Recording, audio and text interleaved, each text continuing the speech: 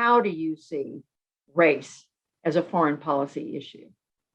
Well, Judy, thank you for the question. I think that there has to be a recognition that what happens on the streets of America, as in what happened with the murder of George Floyd, January 6th, the insurrection, America broadcasts, if you will, to the rest of the world, and it sends signals. I think the interesting thing about the aftermath of the marches regarding George Floyd's murder was how that rippled across the world, but it also rippled in part because some of those nations, the UK, France, Germany, are experiencing actually the same things, particularly with their immigrant communities. And so there was a resonance across the world empathizing with those people who are marching for justice. Do we have to deal with those issues? Absolutely, because we need to domestically, but also because we have to demonstrate to the world that we operate under a system of justice.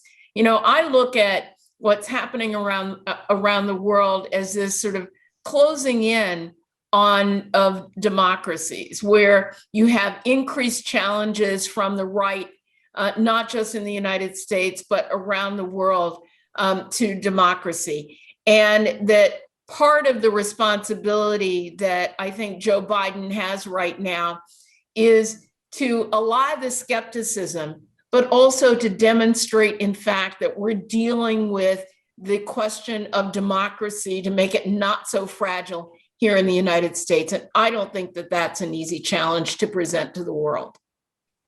Well, we have seen, of course, the Biden administration make proposals with regard to criminal justice, police reform, but what are some steps you'd like to see the Biden administration take?